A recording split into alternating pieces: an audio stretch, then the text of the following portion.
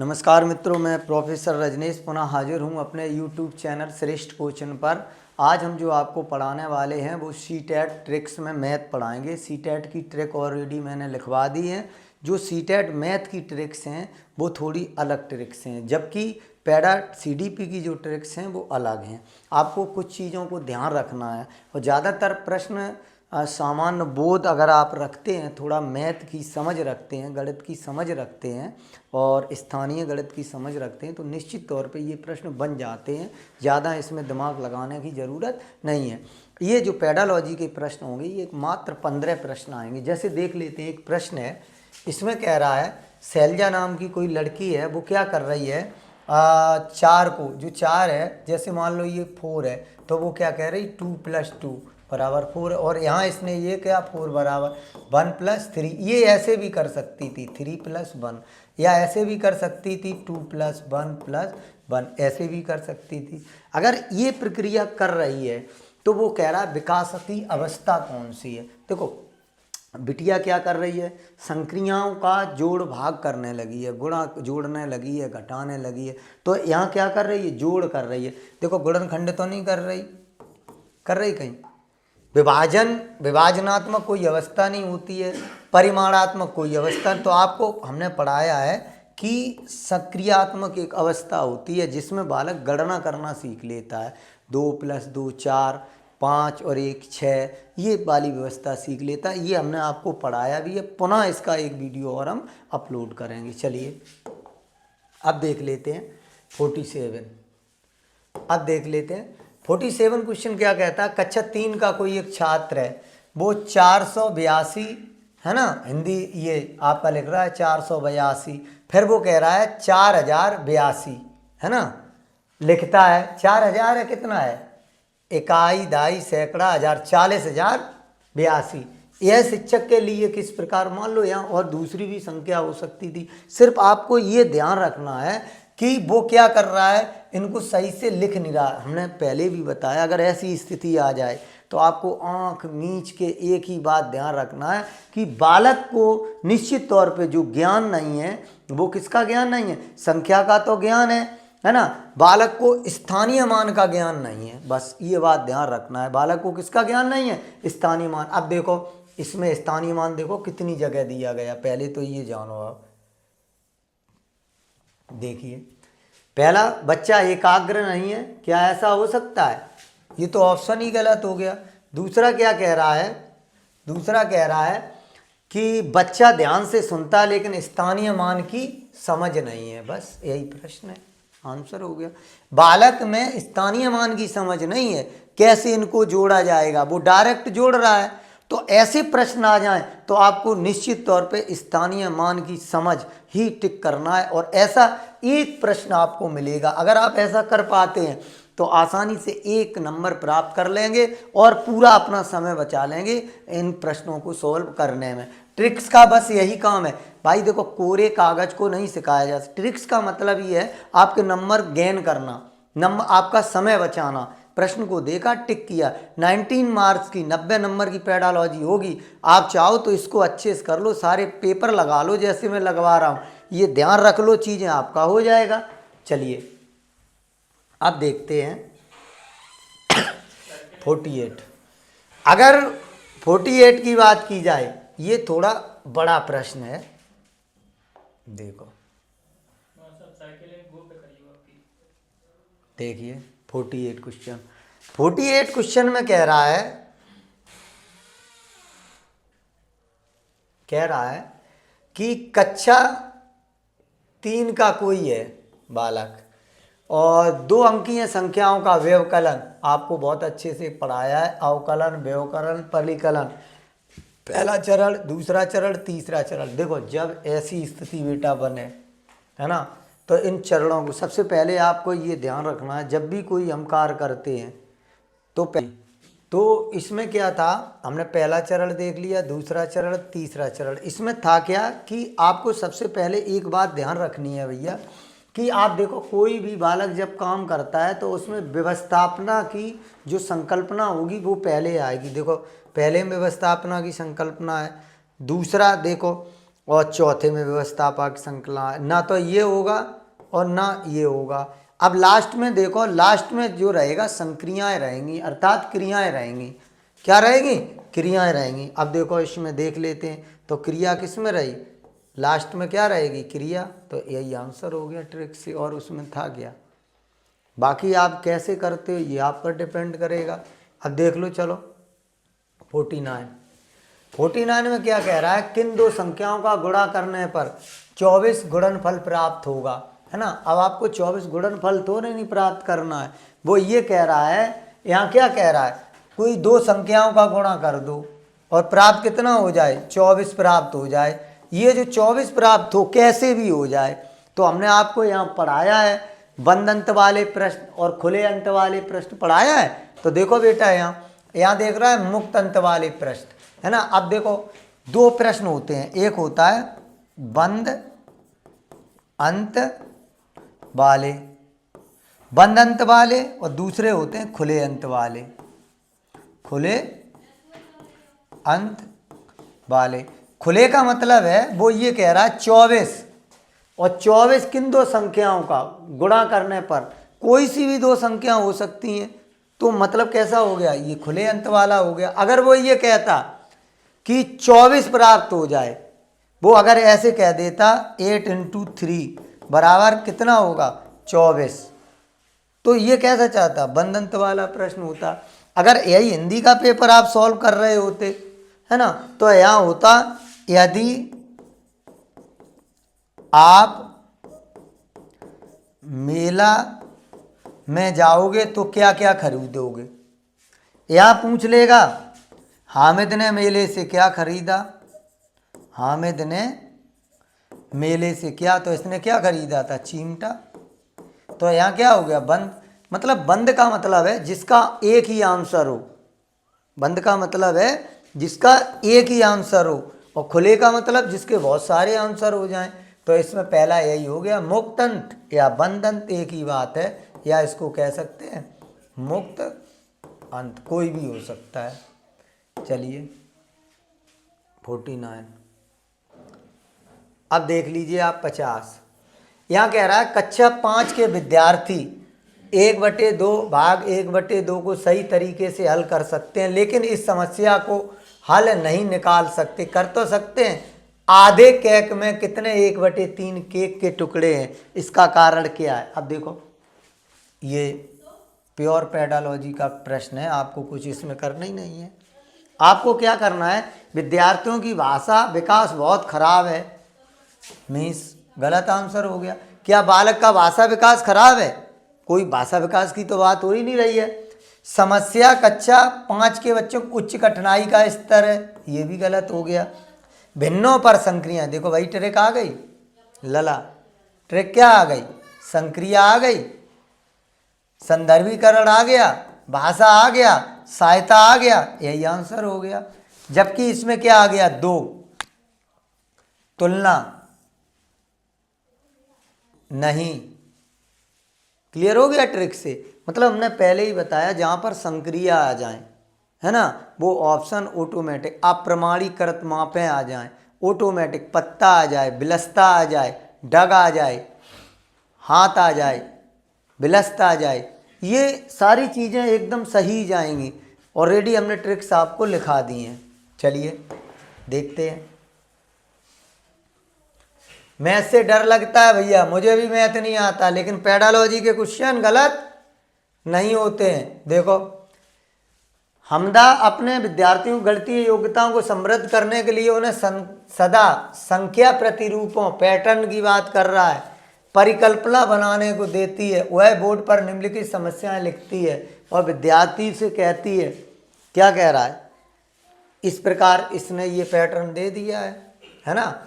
वह इस सेट के माध्यम से चाहती है कि विद्यार्थियों का अवलोकन कर सके। अब देख लो, हम चाहें तो प्रश्न भी नहीं पढ़ेंगे, प्रश्न पढ़ के करेंगे क्या? प्रश्न पढ़ के करना क्या है?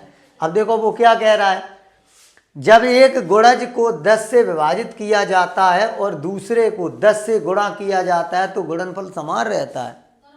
अब तो ये तो थोड़ा बौद्धिक प्रश्न है ना, आपको गणित का लगाना है। और नहीं तो पूरा ट्रिक लगा दो तो भी आंसर आ जाएगा। क्या लगा दो? पूरा आप ट्रिक लगा दो फिर भी आंसर आ जाएगा।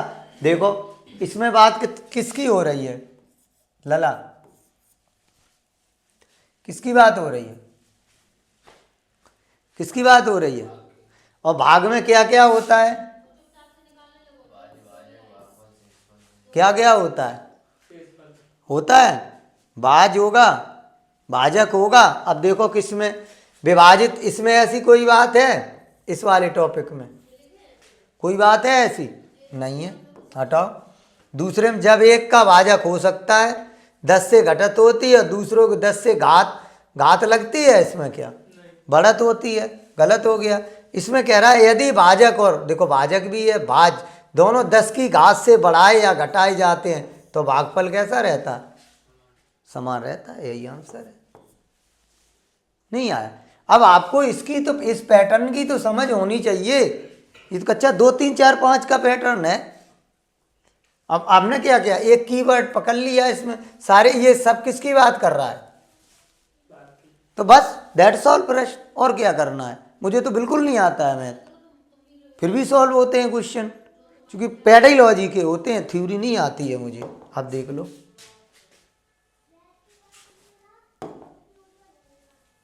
बेटा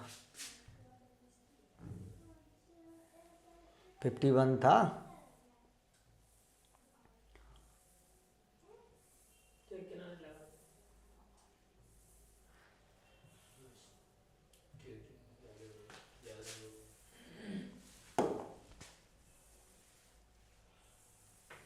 होने दो भैया थोड़ा, तभी सीख पाएंगे।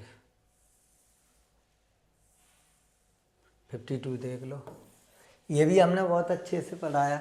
अब सही बात तो ये है, आपको जीन पियाजे का आना चाहिए थ्योरी, है ना।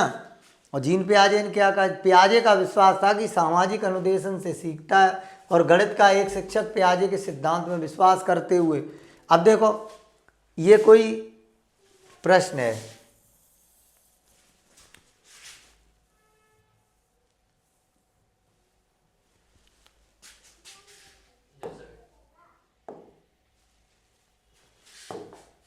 देखो अब क्या करेगा, पूरा ट्रिक पर है, बहुत सारे। गलत हो गया कि नहीं? नहीं हुआ? सामूहिक परियोजना, सामूहिक पर्चा हो सकता है, विभेदित अनुदेशन का प्रयोग, चाक और टाक पद्धति का प्रयोग। अच्छा, चाक और टाक पद्धति क्या होता है बताएं यार? पियाजे का विश्वास जब सामाजिक है, नहीं आया? समझो आप लोग भी, जब सामाजिक है तो इसमें समाज क्या आएगा? सामूहिक आएगा कि नहीं? नहीं आएगा? नहीं आएगा तो यही आंसर हो गया। अब क्यों दिमाग लगा रहे हो उसका? क्यों दिमाग? इतना बड़ा बच्चा अनुदेशन करेगा, चौक टाक पद्धति का प्रयोग करेगा? नहीं करेगा, क्योंकि हमने कहा है जैसा लड़का वैसी बिटिया, उसके अनुरूप ही तो कार्य करेंगे। चलिए, कुछ है थोड़े नहीं इनमें प्रश्नों में। 53 ये प्रश्न पूरा कट कॉपी किया गया है, पूरा कक्षा 4 की बुक से, मैथ एनसीईआरटी। प्रदीप को एक टूटा हुआ रूलर दिखाया जाता है, तो जहाँ में एक तो है कहीं, और पूछा जाता है कि रूलर में 5 सेमी कहाँ है। वह रूलर उठाता है और रूलर पर 5 सेमी निशान को चिन्हित करता है, यहाँ करता है, जबकि ये गलत है ना। तो वो क्या कर रहा है, उसका उत्तर क्या होगा? अब देखो सही है क्योंकि उसमें रूलर 5 सेंटीमीटर को निशान को सही किया है। गलत है क्योंकि केवल निशान को ही दिखा रहा है, ना कि 0 और 5 के रूप में चिन्हित 2 बिंदुओं को। गलत है क्योंकि रूलर टूटा हुआ है, बिल्कुल सही बात है, और उसे 2 से शुरू करना चाहिए था और 7 तक चिन्हित करना चाहिए था, जो कि वांछनीय है। अब देखो यह बता रहा है कि उसकी संकल्पना त्रुटिपूर्ण है कि 5 सेमी की एक बिंदु के रूप में ना है कि लंबाई। बताओ बेटा क्या पकड़ा जाए इसमें, किसको पकड़ा जाए इसमें? देखो किसको पकड़ा जाए, कैसे? हाँ बिल्कुल सही बात। दिख क्या रहा है इसका ये भाग, रूलर कैसा है? टूटा है। गलत है क्योंकि रूलर कैसा है? टूटा है। और उसे 2 से शुरू करना चाहिए था और 7 तक जाना चाहिए था। कहाँ तक जाना चाहिए था? 7 तक जाना चाहिए था। तब कितना हो जाता? 5। देखो 1 2 3 4 और 5, ये 12 पूरा, जो कि वांछनीय है। वांछनीय का मतलब है 7 को चिन्हित कर सकता था। That's all. था क्या इसमें? अब देख लो 54।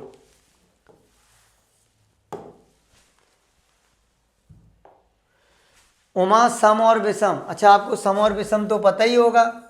संख्याओं की संकल्पना की समझ नहीं पा रही है, उसकी संकल्पना को सुधारने के लिए शिक्षिका ने भिन्न रंग वाले कुछ 20 कंकड़ लिए हैं। कितने लिए? 20, कई कलरों के, और उसमें अनेक जोड़े बना लिए, 20 के 10 जोड़े बना लिए। साथ ही 1 से 20 तक संख्याओं को छांटने के लिए कहा। जिन कंकड़ों को जोड़े बन पाए हैं और जिनके जोड़े नहीं बन पाए हैं, उमा क्या कर रही है बताओ, बोलिए। हमने एक ट्रिक्स भी लिखाई थी, बताओ।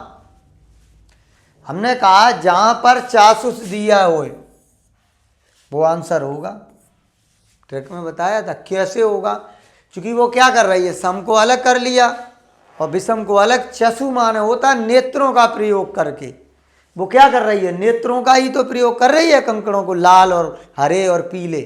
बस जहां कहीं भी चासूस हो वो आंसर ऑटोमेटिक सही। कायक होगा नहीं, श्रव्य का इसमें कोई मतलब नहीं, व्यक्तिगत ध्यान की कोई आवश्यकता नहीं। बस कॉमन सेंस पर आधारित हैं। आपको कुछ करना नहीं है, बस पेपरों को लगाना है, लगाओगे आ जाएंगे। देखिए कक्षा 4 में बिंदु बात कर रही है, बिंदु की, और कर रही है रेखा की। ज्यामिति पाठ के लिए आकलन निर्देश होंगे। कोई एक बिंदु है, एक ए बिंदु से और बी बिंदु, रेखा है मान लो ये थोड़ी देर के लिए। अब वो कह रहा है आकलन के निर्देश क्या होंगे? रेखा और रेखाखंड में अंतर कर सकता है, बिंदु चिन्हित कर सकता है, दी गई लंबाई के अनुसार परिशुद्ध रूप में रेखाखंड खींच सकता है, सही हो सकता है। दूसरा, सेमी और इंचों में रेखा को परिशुद्ध रूप में माप सकता है, रेखा का नाम बता सकता है। परिशुद्ध रूप में सेमी और इंचों में रेखा सिद्ध को माप सकता है। रेखा, किरण, रेखाखंड अंतर कर सकता है और उन्हें परिभाषित तो कोई मतलब नहीं, लेकिन हो सकता है ये। 55 का बताओ। अरे यार हमने कह दिया ए बी और एक यहाँ बिंदु हो गया, तो दोनों को मिला दो, क्या हो गया? ये सी हो गया। नहीं आया तो वो परिभाषित तो कर रही है, ए से बी 4 सेंटीमीटर, बी से सी 6 और जा 3। नहीं है, ऐसे कुछ नहीं कर सकते हैं। तो वो यही तो कर रही, रेखा भी दर्शा दी, किरण भी दर्शा दिया और फिर पूरा रेखाखंड भी बना दिया। नहीं बना दिया? समझने का प्रयास करो। हाँ, और परिभाषित भी कर दिया उसने। लो इसको यहाँ से मिला दिया, इसको यहाँ, इसको यहाँ, इसको यहाँ, इसको यहाँ से, इसको यहाँ से, कुछ भी कर सकती है। तो यही तो परिभाषित होगी, जो उसने बनाया है उसको लिखेगी। अब देखो, जबकि इसमें क्या कह रही, रेखा और रेखाखंड में अंतर कर सकती है, बिंदु चिन्हित कर सकता है, दी गई लंबाई के अंतर, कोई मतलब नहीं। परिशुद्ध कुछ नहीं होता है, परिशुद्ध कुछ नहीं होता है, ये ध्यान रखना है। ये हमने पहले ही बताया, परिशुद्ध कुछ नहीं होगा। ठीक है, इसमें भी परिशुद्ध दिया। तो परिशुद्ध कैसा? नेगेटिव वर्ड है। आप कोई भी दूरी नापो, क्या 100% परिशुद्ध हो सकती है? नहीं हो सकती है, अंतर होगा उसमें, है ना। तो वही बात कर रही है। लेकिन जबकि ये ऑप्शन रेखा, किरण और रेखाखंड में अंतर कर सकती है तथा उन्हें परिभाषित कर सकती है, ना कि परिशुद्ध कर सकती है। That's all. यही तो देखना है हमें, और क्या है उसमें। चलिए 56। कक्षा में शिक्षिका विद्यार्थियों को विभिन्न प्रकार के चतुर्भुज, है ना। चतुर्भुज बेटा क्या होता है? जिसकी चारों हो जाए, यही तो होता है। ये मान लो थोड़ी देर के लिए। अब हमें क्या कर, मैं तो कभी देखता ही नहीं हूँ यार, मैं तो सिर्फ प्रश्न ऑप्शन को पढ़ता हूँ, कौन सा सही तो कौन सा गलत, हटिए कुछ। मैंने कभी नहीं पढ़ा इन प्रश्नों को, ना पढ़ता हूँ। विभिन्न परिभाषाओं को खोजने की, परिभाषा खोजेंगे लला, परिभाषा खोजें। विभिन्न परिप्रेक्ष्य चतुर्भुज को समझ विद्यार्थी विभिन्न हो सकता था। चतुर्भुज की अकेली बात कर रहा है और यहाँ किसकी बात, चतुर्भुज, लेकिन यहाँ कर रहा है परिप्रेक्ष्य, नहीं होगा। सभी विद्यार्थियों की परिभाषा नहीं होगा। परिभाषाओं पर आर्थिक चतुर्भुज के सभी समस्याओं को हल करने के लिए,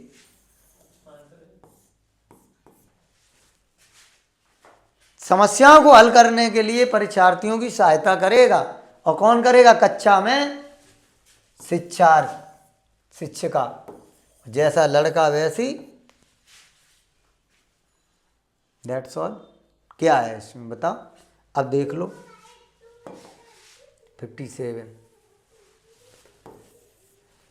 विद्यार्थियों से ऊर्ध्वाधर सम्मुख कोणों के मध्य संबंध स्थापित करने के लिए कहा जाता है। वे कई आकृतियां खींचते हैं, कोणों को मापते हैं और यह देखते हैं कि ऊर्ध्वाधर सम्मुख कोण समान है ना। अब इस केस में बेन-इले, अब इसमें प्रॉपर रूप से हमने बेन-इले को पढ़ाया है आपको। किसको, ये बेन-इले की परियोजना है।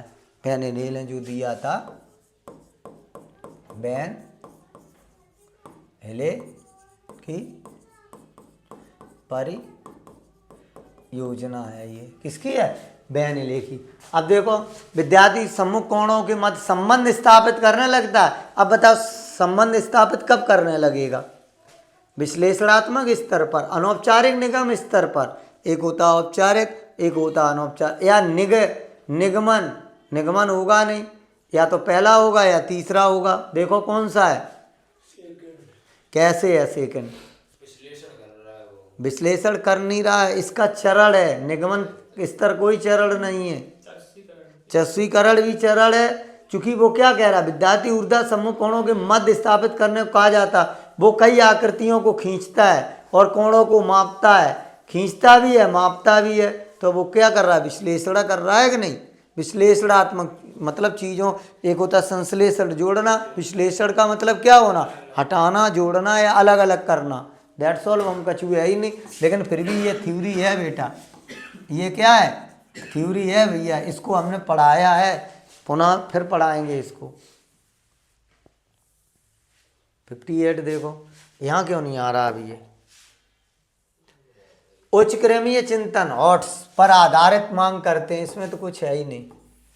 कुछ सीमा तक संज्ञानात्मक प्रयास और ज्ञान, एल्गोरिज्म का ज्ञान, तथ्यों नियमों, किसकी बात कर रहा, उच्च क्रमीय। उच्च क्रमियों में क्या जाएगा, कुछ जाएगा, बताओ।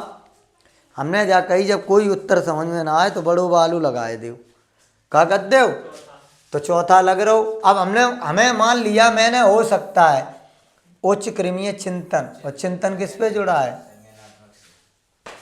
चिंतन किस पे जुड़ा है, संज्ञान पे। बेटा जितना पेपर सॉल्व करोगे उतनी गारंटी होगी सीटेट पास होने की। आप पढ़ो कम, पेपर ज़्यादा सॉल्व, और आप कितना भी ज़्यादा पढ़ लोगे फिर भी पास नहीं होगे। पास लॉजिक के आधार पर ही होगे। पेडालॉजी पूरी डिपेंड करती है लॉजिक आप कितना समझ पाते हैं, इनका कैसे आप इनको प्रश्न को और आंसर को मिला पाते हैं। प्रश्न क्या कह रहा है, आंसर क्या होना चाहिए, जितनी समझ ये हो जाएगी उतने ही अच्छे।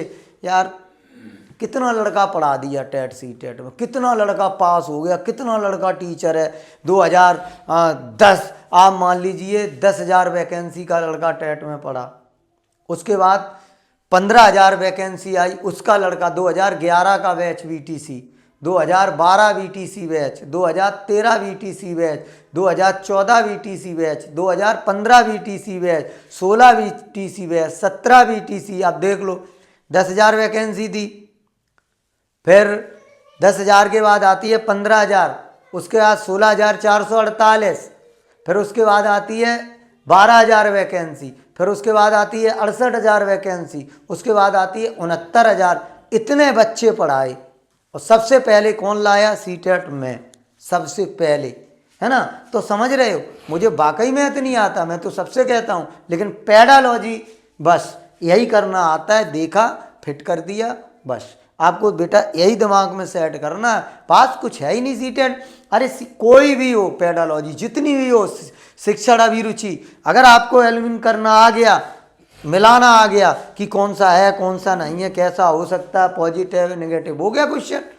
और आप अगर इसको सही से पढ़ के करोगे ना तो इतना पढ़ पाओगे और ना सही से कर पाओगे।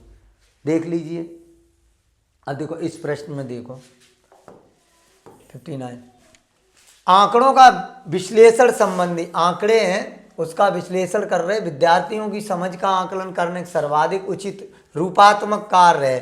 तो अब देख ले, भूमिका निर्वाह हो सकता है, अब हो सकता है, देखो रोल प्ले हो सकता है। देखो विश्लेषण कर रहा है बच्चा, मान लो कोई एक परियोजना दे दी है, अब इस पे अगर वो विश्लेषण करेगा तो ज़्यादा सीखेगा, परियोजना करेगा तो भी ज़्यादा सीखेगा। लेकिन सर्वेक्षण अलग हो जाएगा, सर्वेक्षण क्या हो जाएगा, अलग हो जाएगा।